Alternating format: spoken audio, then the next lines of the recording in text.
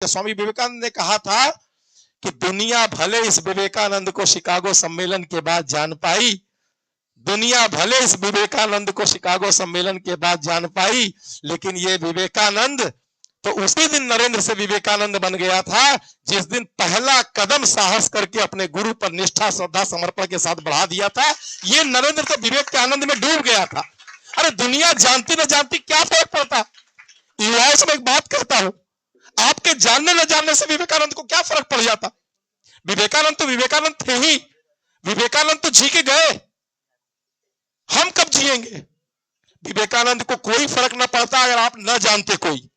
हाँ, हम न जानते तो एक दिव्य आदर्श खो देते और मरते को तिनके का सहारा न मिलता, डूबते को तिनके का सहारा न मिलता। धन्य है समाज जो विवेकानंद को जान गया, पहचान गया, तो उसको प्राण मिल गई, चेतना मिल गया, जीने का आधार मिल गया। विवेकानंद को क्या फर्क। महापुरुषों को कभी शौक नहीं था कि उनको कोई जाने, उनको कोई अगरबत्ती दिखाए, उनको कोई धूपबत्ती दिखाए। ये दीपक जलाते समय विवेकानंद हमको डांट रहे थे। विश्वास मानिए, जब दीप प्रज्वलन के लिए हम दीपक रख रहे थे अपने हाथ से, लेकिन समाज का डर था इसलिए रख दिया। नहीं तो विवेकानंद कह रहे थे बेवकूफ बना रहा है क्या, अगरबत्ती धूपबत्ती दीपक के लिए हम आए थे क्या। रामकृष्ण हनुमान जितने भी लोग आए अगरबत्ती धूपबत्ती दीपक के लिए नहीं आए थे। इस समाज की एक विशेषता है, ये समाज महापुरुषों और भगवानों को बेवकूफ बनाना सीख गई है। मेरे युवाओं से निवेदन है, आज के इस कक्ष में संकल्प लेकर के जाइए कि हम इन्हें बेवकूफ नहीं बनाएंगे आज से। ये शब्द किसके हैं। एक बहुत ही शानदार व्यक्तित्व है जिनका नाम आपने सुना होगा, विनोबा भावे। विनोबा भावे भूदान आंदोलन चला रहे थे। उसी भूदान आंदोलन में से कुछ लोग मिसगाइड कर रहे थे, कुछ लोग एक दूसरे के लिए श्रद्धा भाव खराब कर रहे थे, दिमाग में कुछ न कुछ फालतू बातें भर रहे थे। किसी ने हिंट किया, विनोबा भावे ने मुस्कुराते हुए कहा था, बड़े मुस्कुराते हुए कहा था, सुन, इसी में से कुछ लोग होंगे जो कह रहे होंगे कि ये विनोबा भावे जैसे दो कौड़ी के नए युवा इस लड़के के बस की बात है, जो इसके कहने से लोग भूदान करेंगे, ये आंदोलन बनेगा, ये बेकार की बात है, इसके बस की बात नहीं है। लेकिन यही विनोबा भावे जब करके निकल जाएगा आगे और फिर उसकी प्रेरणा लेकर के कोई नया युवा खड़ा होगा करने के लिए, तो ये समाज उसके टांग खींचेगी और कहेगी विनोबा भावे तो दिव्य आत्मा थे, महान आत्मा थे, अवतारी चेतना थे। हम महापुरुषों जैसा संघर्ष न करना पड़े, महापुरुषों जैसा जीवन न जीना पड़े, उनके काम को पहले उनको करके अपने से अच्छा बनने नहीं देते, पहले तो उनको रुकावट पैदा करते कि हमसे अच्छा बन न जाए, पहले तो उसके टांग खींच करके उसकी जिंदगी नरक करके रख देते हैं। और जब वो कर गुजरता है तो वैसा हमारी करने की हिम्मत नहीं पड़ती, तो हम उसे उधर बैठा देते हैं। You are god, you are महापुरुष, you can do, but we are not god, we can't do. हमें करना ना पड़े, हमें करना ना पड़े, हमें वैसा बनना ना पड़े। ये कक्ष बनने की फैक्ट्री है। गुरुदेव के सपने थे, शक्तिपीठों की स्थापना में गुरुदेव ने कहा था कि शक्तिपीठे केवल मंदिर नहीं है, मंदिरों पर वो प्रभाव नहीं हो पा रहा था, कहा मंदिर जन जागरण के केंद्र बने, व्यक्तित्व परिष्कार की प्रयोगशाला बने, मानव गढ़ने की टकसाल बने, युग निर्माणियों की सैनिक छावनी बने। इसको आप पूजा का अड्डा मत समझिएगा इस जिस कक्ष में आते हैं। तो ठीक है, स्कूल है तो यूनिफॉर्म होता है, स्कूल है तो चीजें हैं, उस अनुरूप व्यवस्था होती है, लेकिन ये मानव गढ़ने की टकसाल है, युग निर्माण की सैनिक छावनी है, मिनी शांति कुंज के रूप में हर शक्तिपीठे विकसित हो, ऐसा गुरुदेव का स्वप्न था। कोशिश करेगा वाराणसी युवा प्रकोष्ठ कि गुरुदेव के उस सपने को साकार करने में जो हमारे बड़ों ने उस झंडे को आगे बढ़ाया है, उस ध्वज को और कायदे से आगे बढ़ाने का प्रयास करेगा ये, लेकिन ये प्रयास सभी के समन्वित और संगठित स्वरूप से हो पाएगा। मैं स्वामी विवेकानंद, अभी कुछ लोग कह रहे थे कि हमारा सौभाग्य है कि विश्वामित्र के बाद हमारे गुरु आए, ऐसा किसी ने कहा था, मैं नाम सहित नोट किया हूं, देख लूंगा। एक बात आपसे कहना चाहेंगे, हमारा सौभाग्य विश्वामित्र, वशिष्ठ और राम से ज्यादा है। आपको महसूस होता है कि नहीं होता, लेकिन मुझे होता है। मैं आ रहा हूं विवेकानंद पर, क्योंकि राम किसी को गुरु मिल गए और किसी को भगवान मिल गए। क्यों भैया? भाई वशिष्ठ विश्वामित्र को भगवान मिले राम, और उनको गुरु मिले, दोनों गुरुओं ने मिला के 12, 7, 19, 24 लक्ष के 19 महापुरुषण किए थे वशिष्ठ और विश्वामित्र जी ने। मुझे ज्यादा डेटा नहीं, कभी कभी सुन लेते याद होती है, इसे याद ना भी होता तो मुझे फर्क ना पड़ता। मैं फिर कहना चाह रहा हूं, मैं डेटा में ज्यादा उलझता नहीं, मैं तो गुरुदेव की उस लाइन में उलझता हूं कि बेटा दादा दादी की मनगढ़ंत कहानी, झूठी कहानी से अगर इस बच्चे के जीवन की दिशा और दशा बदल जाए तो इस बच्चे के लिए वो कहानी वेद मंत्र से ज्यादा अच्छी। मतलब तो दिशा बदले ना, जीवन बदले ना। अगर जीवन परिवर्तन नहीं हो रहा तो क्या फायदा है महापुरुषों का तस्वीर रख करके पूजने से? अनावश्यक समय खराब कर रहे हैं। आज यहां से उठे, हमारे जीवन का स्तर ऊंचा ना उठे तो फायदा क्या? तो मैं वही बात कह रहा था आपसे, सौभाग्य है कि इस युग की समस्याएं ज्यादा थी, तो इस युग के समस्या के समाधान के लिए, इस युग के समस्या के समाधान के लिए त्रेता में 24 लक्ष के 19 महापुरुषण करके आए। और इस युग में हम सब का सौभाग्य देखिए कि किसी को गुरु मिले, किसी को भगवान मिले, पर हम लोग गाते हैं स्वयं भगवान हमारे गुरु, परम सौभाग्य हमारा है। हमें तो साक्षात गुरु भगवान गुरु के रूप में मिल गए। और 24 लक्ष के 24 महापुरुषण इस युग के लिए बहुत बहुत ज्यादा सौभाग्यशाली हैं, लेकिन समझ नहीं पा रहे हैं। और समझ क्यों नहीं पा रहे हैं? आगे विवेकानंद जी की बात मैं कर रहा था, जब मैं चला तो मेरे मन में भी भैया कह रहे थे कहना, तो मैं सोच रहा था कि कुछ नेट खोल लें, कुछ डेटा वोटा इकट्ठा कर लें कि विवेकानंद कहाँ पैदा हुए, कैसे पैदा हुए, मम्मी का नाम क्या था, पापा का नाम क्या था, कहाँ पैदा हुए, भाई कितने थे, पिता। थोड़ा सोचा कि थोड़ा दो लोग समझे कि विद्याधर विद्वान है। हमारे मन में उस लोग समझे विद्याधर विद्वान है। जब ये सोच ही रहते तो गुरुदेव एक चाटा लगा दिए, तू अपनी सुनाने जा रहा है, तुझे क्या मतलब? और किनको डेटा देगा? जो तेरे बाप है डेटा के मामले में, ये डेटा कलेक्शन में तुझसे 1000 गुना आगे है। आज की युवा पीढ़ी तो इनको डेटा देगा, ये 5 मिनट में गूगल बाबा पर डालेंगे और सारे डेटा निकाल लेंगे जितना तुम्हारे साथ पीढ़ी नहीं जानती होगी। ऐसे शानदार शानदार यहां पर युवा बैठे हैं, इनसे हम क्या डेटा से बात करें? तो फिर हमने पूछा कि क्या बात करें, तो 2-3 घंटे हमारी बैठक हुई विवेकानंद जी के साथ। 2-3 घंटे बैठे, बैठा करिए बैठा करिए बैठा करिए। घर में बैठने का एक अड्डा बना हुआ है, बैठने की आदत डालिए उन लोगों के साथ। बैठेंगे ना तो पता नहीं चलेगा कि कब कब आपको विचार, ये बताइए ना, एक दिन ये माहौल आपको मिल रहा है, 365 दिन कौन देगा? एक दिन के खाना खाने से पेट भर जाएगा? मजाक बना रखे हैं क्या? एक दिन की पढ़ाई करने से टॉपर बन जाएंगे, आईएएस बन जाएंगे क्या? एक दिन तो खाना आप खा ले रहे हैं इस तरह का, हफ्ते में एक दिन भी व्यवस्था, लेकिन नियमित भोजन कौन देगा? बार बार सब लोग करके गए कि आपके घर का उपासना कक्ष, आपके साधना स्थली, आपका गायत्री मंत्र, ये नियमित आपका परिमार्जन करेगा, आपको मांजेगा, आपकी सफाई करेगा सारी चीजों को लेकर के। तो विवेकानंद जी से मैंने पूछा, गुरुदेव से पूछा कहना क्या है? उन्होंने कह दिया, उन्होंने बता भी दिया कि बेटा डेटा मत देना, इतना जरूर बता देना कि विवेकानंद इस धरती पर आए क्यों, क्या किया, कैसे किया और हमसे चाहते क्या। बस इतनी सी बात पर बात समाप्त कर देंगे। आए क्यों, क्या किया, कैसे किया और हमसे चाहते क्यों। सबसे महत्वपूर्ण यही है। छोटे छोटे सूत्र, अभी कोई बोल करके गया, मैं बीच में ही ले लेता हूं, मैं तो भूल जाता हूं, जो आता है ले लेता हूं। वो क्या है? उठो जागो रुको मत जब तक अपने लक्ष्य पर प्राप्ति न हो जाए। तो विधिवत तो हम यादें नहीं करते हैं, अंदर बैठ गया काम भर का, मालूम है। किसी ने वो भी कहते हैं, लोग बताते हैं कि एक विचार लो, उस विचार पर सतत चलते रहो, दूसरे विचार को आने न दो। विवेकानंद की लाइन है ना। ज्यादा हम शब्द पर नहीं अटकते, भाव ले लिया। मेरे मन में एक बात आई, सब लोग कह रहे थे उठो जागो रुको मत जब तक लक्ष्य पर नहीं पहुंच जाओ। गुरुजी से पूछा, गुरुजी ठीक है ना? गुरुजी कहे तो भी क्या सामान्य पब्लिक हो गया है क्या? तो विवेकानंद को ठीक से लेना नहीं सीखा क्या?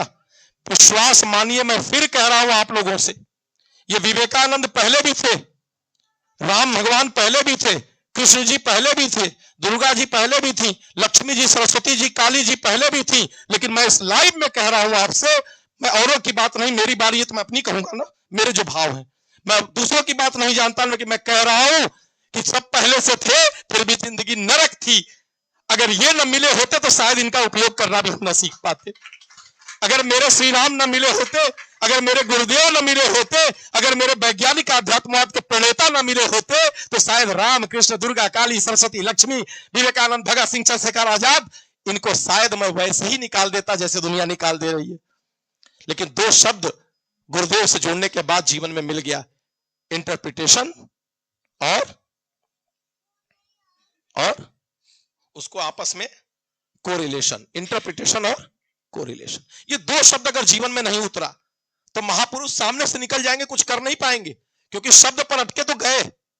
शब्द के पीछे के भाव को देखना होगा। और परम पूज्य गुरुदेव ने इस कक्ष में, गायत्री परिवार ने लोगों के विचारों को बदला है। आज इस कक्ष में जब जब आप आएंगे, हर रविवार को 3 बजे बैठेंगे, 2 घंटे में आप यहां से उठ के जाएंगे तो आपके अंदर एक बात तो आएगी, अरे यार ऐसे भी सोच सकते थे, हमने आज तक ऐसे क्यों नहीं सोचा। आपका सोचने का नजरिया बदलेगा, आपका देखने का दृष्टिकोण बदलेगा, और इतना बदलेगा, इतना बदलेगा, इतना बदलेगा कि मैं डंके के चोट पर कह रहा हूं कि रात की नींद में अगर कोई आपसे पूछ देगा कि कौन सा युग चल रहा है, तो मेरी तरह आपके मुंह से भी निकलेगा सतयुग चल रहा है। चल रहा होगा कलयुग किसी के लिए, लेकिन हमारे लिए तो जब से श्री राम का वर्ण हो गया, जब से गुरुदेव ने अपना अंगवय बनाया, तब से हमारे लिए तो सतयुग चल रहा है। हम तो सतयुग में जी रहे हैं, और किसी भी युग में जीना आप पर है। सतयुग आ जाएगा, और अगर गायत्री का सानिध्य नहीं मिला, सद्बुद्धि नहीं आई, तो विश्वास मानिए सतयुग में भी शराब खाने, मदिरालय, जुआ खाने सब रहेंगे। सारे गंदे में विचार, ऐसा नहीं है कि पूरी धरती एक रंग की हो जाएगी, परसेंटेज घटता बढ़ता है। ये आप पर निर्भर करता है कि आप किस परसेंटेज में जीना चाहते हैं। आज भी सतयुगी, आज भी सतयुगी, आज भी सतयुग के व्यक्ति हैं, वो भले 2% 4% हो, ये आप पर है, आप कैसा जीना चाहते हैं। मैं आपसे बात यही कह रहा था कि स्वामी विवेकानंद के जीवन के संदेश को जब लेकर के चल रहा था, इस बात को बहुत ज्यादा मुझे हृदय को छूता है, उठो जागो रुको मत, जब तक अपने लक्ष्य पर 90%। ये दृष्टि मेरी कब खुली मालूम है? अच्छे अच्छे लोग नहीं, आप समझते नहीं, गुरु केवल ऐसा नहीं है। दत्तात्रेय ने तो राह चलते कईयों को गुरु बना लिया ना। गुरु का मतलब यही नहीं है। गुरु जब दृष्टि देता है, गुरु जब दृष्टि देता है तो आपकी सृष्टि बदल जाती है। आप मूवी भी देखते हैं तो आप अपने काम की चीज निकाल लेते हैं। गुरु ऐसी दृष्टि देगा कि अगर आप 200 रुपए की मूवी देखने गए हैं तो उसमें से निकृष्टता को छोड़ करके उत्कृष्टता को लेकर के आएंगे, और गुरु की दृष्टि नहीं रही। ये जो सामने बैठे क्या था, पहले दिन गए थे जब शिकागो में, तो क्या बोल दिया था, कोई बहुत बड़ी बात बोल दी थी, मेरे प्यारे अमेरिकी भाइयों। और सुनते हैं कितने मिनट ताली बजा था? 2 मिनट ताली बजा था। सुनते हैं, मुझे तो लग रहा ताली रोकना पड़ा होगा, बजा और देर होगा, मजबूरी में रोका गया, अगर रोक दो भाई। 2 मिनट सुनते हैं ताली बजी थी, किस लाइन पर? मेरे प्यारे अमेरिकी भाइयों और बहनों। आपको क्या लग रहा है? बोल के देख लीजिए, सड़क से चले जाएंगे चिल्लाते चिल्लाते, कोई ताकेगा भी नहीं, बोलते रहिए ना। ये 2 मिनट की ताली इस शब्द पर नहीं बजी थी, इस 2 मिनट की ताली के पीछे उस साधक की साधना वर्षों की थी, और हजारों वर्षों की उनके गुरु की तपस्या, गुरु के प्रति समर्पण और गुरु की शक्ति जुड़ गई थी। वो शक्ति 2 लोगों को मजबूर कर दी बोलने के लिए। शब्द में ताकत नहीं होती है। पुराना गाना है, नशा शराब में होती तो नाचती बोतल, बोतल भी नाच लेती। शब्द में नहीं, साधक में ताकत होती है। शब्द तो एक ही होता है। हम सब तो ज्यादा लच्छेदार बोलने लगे हैं। अभी तो बोल रहे थे सब पढ़े लिखे, मुझे डर लग रहा था, ये भगवान इतने पढ़े लिखे हम कहां से बोलेंगे, हमको तो आता ही नहीं।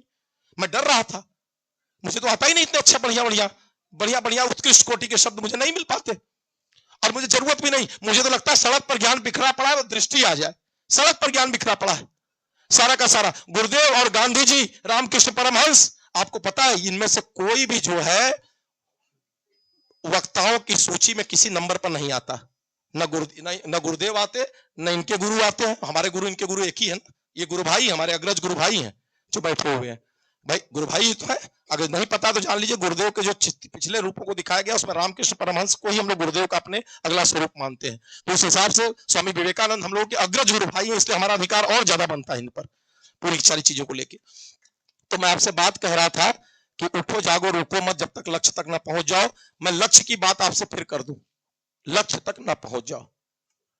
बड़ा खुश हो रहा है, लक्ष्य तक ना पहुंच जाओ। मुझे ये चेतना मिली कहां से? मैं यहां पर सारे हमारे अग्रज बैठे हैं, बीएचयू के प्रोफेसर बैठे हैं, मैं नाम नहीं लूंगा, मैं बताना पाऊंगा। एक बहुत अच्छे मेरे प्रिय एक अधिकारी, लेकिन इस सामाजिक दायरे के व्यक्ति मिले, बड़ा प्रभावित हुए, बहुत प्रभावित थे आज भी हैं। उन्होंने मुझसे बड़े प्रेम से एक दिन घर पर गए तो एक प्रश्न पूछा, विद्याधर आत्मसंतुष्टि कब मिलती है? विवेकानंद के शिष्य रटे हुए थे, उठो जागो रुको मत, जब तक लक्ष्य पर न पहुंच जाओ। हमने कहा आत्मसंतुष्टि मिलती है लक्ष्य की प्राप्ति पर। देखिए सीखने को हर जगह मिलता है। वो आध्यात्म क्षेत्र के साधक नहीं थे, एक सामान्य व्यक्ति, जैसे आजकल दुनिया भ्रष्टाचार में डूबी है, माहौल में डूबी है, लेकिन उन्होंने कितना बड़ा मुझे ज्ञान दे दिया। धीरे से बोले, विद्याधर लक्ष्य की प्राप्ति पर अगर आत्मसंतुष्टि मिलती तो हमने लक्ष्य बनाया था कि 5 साल में 5 करोड़ 7 करोड़ कमा लिए, लेकिन आत्मसंतुष्टि नहीं मिल रही। उस दिन मेरे गुरु ने कहा, बेटा सीख, आत्मसंतुष्टि लक्ष्य की प्राप्ति पर नहीं मिलती है, बल्कि आपका लक्ष्य पवित्र है कि नहीं इस पर आत्मसंतुष्टि मिलती है। पवित्र लक्ष्य पर चलने वाला व्यक्ति, फिर सुन लीजिए, पवित्र लक्ष्य पर चलने वाला व्यक्ति अगर अपनी मंजिल पर नहीं भी पहुंचा तो गुरुदेव लिखते हैं जहां पहुंचेगा अद्भुत होगा, अविस्मरणीय होगा, यादगार होगा, आनंददायी होगा। और आपके लिए उदाहरण किसी और का नहीं देंगे, जिस मालवीय जी की बगिया में आप बैठे, हमारे गुरुदेव के दीक्षा गुरु, स्थूल दीक्षा गुरु है महामना मदन मोहन मालवीय जी। ऑटोबायोग्राफी पढ़िएगा, लिखते हैं, I was unsuccess person in my life, I was unsuccess person in my life. क्यों अनसक्सेस कहते हैं मालूम है? जिनको पता होगा, मालवीय जी का लक्ष्य था इलाहाबाद तक 128 किलोमीटर लंबा विश्वविद्यालय का निर्माण करना, एक स्वप्न था उनका, नहीं कर पाए। लेकिन मालवीय जी की असफलता भी विश्व की ऐतिहासिक सफलता बन गई। लक्ष्य की प्राप्ति मायने नहीं रहती, लक्ष्य की पवित्रता मायने रहती है। अगर लक्ष्य पवित्र है, लक्ष्य की पवित्रता मायने न रखे तो सब गड़बड़ा जाएगा। क्योंकि कृष्ण और कंस में कोई अंतर नहीं है, माया दोनों को आती है। कंस भी कम मायावी नहीं था, कंस कम मायावी नहीं था, लेकिन कृष्ण और कंस में सिर्फ लक्ष्य का अंतर है, भाव का अंतर है, पवित्रता का अंतर है। और भाव बदल जाए, कहते हैं नजरें बदली तो नजारे बदल गए, और किश्ती ने रुख बदला तो किनारे बदल गए। भाव का सारा खेल, मैं फिर कहना चाहूंगा, सारा खेल भाव का है। पूरा आध्यात्म इसी पर टिका है, भावे ही विद्यते देवा। भाव पवित्र है और उस अनुरूप दिशा में अगर आप चल दिए तो आप नहीं भी पहुंचेंगे, अगर जहां सोचे नहीं भी पहुंचेंगे ना, तो जहां पहुंच गए वो आपको तो निहाल कर ही देगी, आपसे जुड़े लोगों को भी निहाल और मालामाल कर देगी। मैं अब अंतिम बिंदु पर आ रहा हूं। बहुत ज्यादा मन है, क्योंकि विवेकानंद एक ऐसे व्यक्तित्व है कि शायद मेरा जीवन समाप्त हो जाएगा, लेकिन विवेकानंद पर मैं कुछ कह नहीं पाऊंगा। मैं एक लास्ट बिंदु पर आता हूं। अंत में मन मेरा ये बना, मुझे इंडिकेशन मिल रहा है कि और ज्यादा करिए, मत जल्दी करिए, लेकिन मैं मन मेरा भर रहा है, क्योंकि मेरे अग्रज भी बैठे हुए हैं। एक एक 2-2 मिनट सबका आशीर्वचन और सबका सम्मान मार्गदर्शन का क्रम। आज विवेकानंद जयंती है, और ये इसलिए नहीं कर रहे हैं, ये इसलिए नहीं कर रहे हैं, हर बात के पीछे रीजनिंग है, लॉजिक है। वैज्ञानिक अध्यात्मवाद से जुड़े हम लोग हैं, अनावश्यक कोई काम नहीं करते। आपको लगता होगा हम अंग्रेजों का सम्मान क्यों कर रहे हैं? इनको सम्मान पाने की भूख है क्या? ये सम्मान के भूखे हैं क्या? इनको नहीं भूख है। लेकिन मुझे गायत्री परिवार और मिशन की एक लाइन बड़ी प्यारी लगती है कि अच्छे व्यक्तियों का, अग्रजों का, श्रेष्ठ व्यक्तियों का समाज सम्मान करे, यह श्रेष्ठ समाज का लक्षण है। लेकिन कोई व्यक्ति समाज से सम्मान का भूखा हो जाए तो यह गिरते हुए, पतित होते हुए समाज का लक्षण है। तो ये श्रेष्ठ समाज दिखाना, इनको भूख नहीं है, लेकिन हमें दिखाना है कि हम इस श्रेष्ठ समाज के उन्नायक आगे बढ़ करके। मैं बात कर रहा था स्वामी विवेकानंद जी की। स्वामी विवेकानंद जिंदगी में अगर कभी पराकाष्ठा डिप्रेशन की हो, अब मैं थोड़ी सी बहुत गंभीरता के साथ ही 4 बिंदुओं पर आ रहा हूं। मुझे 1000 बार भी अगर इसी बिंदु को कहना पड़े तो मैं 1000 बार कहने से नहीं चूकता, क्योंकि मुझे नहीं लगता कि उसके बाद कुछ बचता है। स्वामी विवेकानंद जी एक ऐसे व्यक्तित्व, कुछ लोगों को लगा एक व्यक्ति मिल गए, बोले अरे विवेकानंद का सब बढ़िया बढ़िया रहल होई, वो तो विवेकानंद बन गए, हमारा तो हाल बड़ा खराब है। हाल में हाल बड़ा है, लेकिन हमारा हाल ठीक नहीं है। पीछे एक ऐड आता था टीवी पर, कुछ लेते क्यों नहीं, कोल्ड ड्रिंक ली। अभी कोई बोल रहा था, बहुत अच्छी लाइन बोल के गए कि युवा होने की 2 शारीरिक और मानसिक, कौन कहा था, किसी ने बोला था, मैं नोट किया हूं नाम सहित, कि शारीरिक और मानसिक। शारीरिक तो एक समय पर ढल जाएगा, बात सही है, शरीर में की यौवन अवस्था ढल सकती है, लेकिन मानसिक रूप से मुझे इस बात की कभी प्रसन्नता नहीं हुई, कभी प्रसन्नता नहीं हुई कि मैं 86 से जुड़ा हूं। जैसा भैया ने कहा कि गुरुदेव ने दीक्षा दी, 86 से जुड़ा, 89 में गुरुदेव के चरण छूने और गुरुदेव के द्वारा जनेऊ पहनने का सौभाग्य मिला। तो मुझे इस बात की खुशी नहीं है, क्योंकि गुरुदेव स्थूल में मानता ही नहीं, वो तो सूक्ष्म है। मैं तो ऐसे ऐसों को देख रहा हूं जिन्होंने गुरुदेव को देखा नहीं, गुरुदेव को छुआ नहीं, लेकिन हमसे बड़े दीवाने हैं। उनको देख करके मेरी रूह कांप जाती है कि अभी तो हम बहुत पीछे चल रहे हैं। ऐसे दीवाने किसकी बात करें? ये जो बोल रहे थे, इन्हीं को देख करके हमको लगता है कि अभी बहुत पीछे हैं हम। इनकी भावना, इनकी श्रद्धा, इनकी समर्पण, तो मैं औरों की क्या बात करूं? देखे तो ये भी नहीं है। गुरुदेव स्थूल है ही नहीं है। गुरुदेव ने कहा था, बेटा मुझे ढूंढना है तो मेरे चित्र में नहीं, मेरे साहित्य में ढूंढना। मैं विचार हूं, व्यक्ति नहीं। मैं फिर कह रहा हूं, लेकिन साहित्य में ढूंढने का तात्पर्य भी जान लीजिए, क्योंकि अगर आप साधक नहीं है तो साहित्य में भी अपने स्वार्थ वाली चीज ढूंढ लेंगे। मैं देख रहा हूं कि लोग जितना बढ़िया पढ़ रहे हैं उतना बढ़िया उसका दुरुपयोग कर रहे हैं। अगर जीवन साधना नहीं है तो आप ज्ञान का दुरुपयोग करेंगे, आप किसी पुल में मिलावट करेंगे, किसी की किडनी निकाल के बेचेंगे। अगर जीवन साधना नहीं है, लक्ष्मी आ गई तो आप निश्चित रूप से सरस्वती आई तो ये करेंगे, लक्ष्मी आई तो कहीं ना कहीं पापाचार करेंगे, और अगर दुर्गा आ गई तो हो सकता है कि किसी और के लिए किसी के लिए रखे और अपने ही कनपटी पर उसका दुरुपयोग करें। मैं तो कहता हूं सरस्वती, लक्ष्मी और दुर्गा जी तीनों लोगों को कहता हूं, आपके लिए नहीं कहूंगा, अपने लिए कह रहा हूं, अपने लिए कह रहा हूं, कहने का अधिकार है मेरा। आपका मन हो तो आप भी कहिएगा। मैं नित्य कहता हूं, हे माँ दुर्गा, हे माँ लक्ष्मी, हे माँ सरस्वती, जिस दिन गुरु की कृपा न हो और माँ गायत्री अर्थात सद्बुद्धि मेरे जीवन से जाए, उस दिन एक कृपा करना, इनके जाने से पहले तुम तीनों चली जाना, तुम तीनों चली जाना, नहीं तो विनाश कर बैठेंगे हम अपना। क्योंकि सद्बुद्धि नहीं आई, सद्बुद्धि नहीं आई तो कहावत है, बिच्छी का मंत्र न जाने सांप के बिल में हाथ डाले। सद्बुद्धि नहीं आई तो ये लक्ष्मी, ये दुर्गा, ये सरस्वती विनाश कर बैठेंगी, और सद्बुद्धि आ गई तो थोड़ी सी लक्ष्मी, थोड़ी सी दुर्गा, थोड़ी सी सरस्वती भी निहाल कर देंगी, माला माल कर देंगी। जाने कितने ऐसे हैं जिनके जीवन में दुर्गा कम है, लक्ष्मी कम है, सरस्वती कम है, लेकिन जब उनके जीवन को देखते हैं तो रात को सोते समय सोचते हैं, हे भगवान वो वाली जिंदगी कम मिलेगी, तरस जाते हैं उनकी जिंदगी देख करके। ऐसे तमाम मिले, और जाने कितने ऐसे मिले जो अट्टालिकाओं में देखा, अंबार पर देखा, शक्ति सामर्थ्य के साथ देखा, लेकिन देखने के बाद लगा भगवान हमारे जिंदगी ठीक रहे दिया, ऐसा मत बनैया। मैं निश्चित रूप से आपसे कहना चाहूंगा, अब स्वामी विवेकानंद के जीवन से सूत्र ले लीजिए और यहीं पर आगे को रोकते हैं। स्वामी विवेकानंद, जिस दिन आपको लगे युवाओं के जीवन को अब दिक्कत हो रही है, अब मामला ठीक नहीं है, अपने घर में एक चित्र रखिएगा, स्वामी विवेकानंद का चित्र। विश्वास मानिए, मुझे तो वहां जाते हैं तो हाथ कांपता है मेरा।